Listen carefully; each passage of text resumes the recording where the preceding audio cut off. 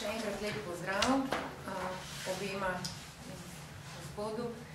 ki ste se odzvali na našo tiskovno konferenco, kjer bi vam radi predstavili predlog zakona o spremembah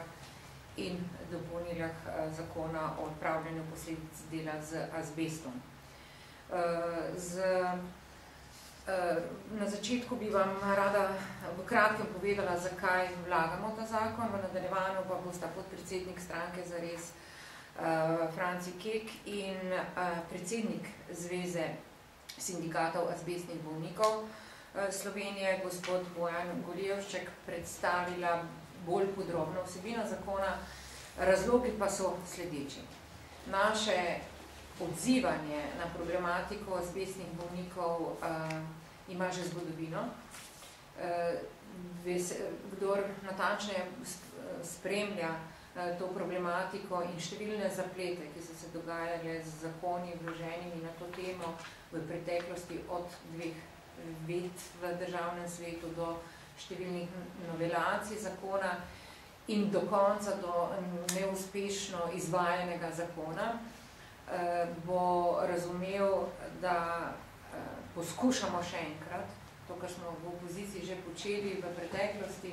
uveljaviti zakon, ki bi bil pravičen in ki bi zagovarjal ustavno pravico do zdravega okolja in sanacij na tem obolelim,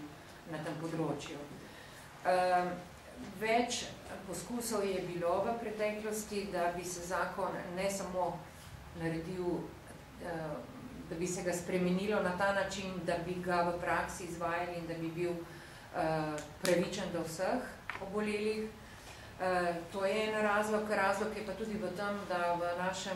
naši stranki je kar nekaj članov obolelih za azbestnimi boleznimi in da se je v zadnjem času tudi sprožila peticija Zveze sindikatov azbestnih bolnikov, ki pravzaprav zahteva ponovno, da so uslišani in da se vlada ne tako ignorantsko, kot je sedaj, sploh pa v tem mandatu obrača do tega problema. Naj vas spomnim, da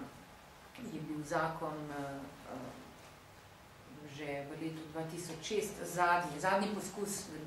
da bi bil zakon sprejet oziroma popravljen, je bil že v letu 2006, ko ga je gospod Cukjati zavrnil in naj vas spomnim številnih diskusij znotraj našega odbora v državnem zboru, ko se je ta problematika poskušala rešiti.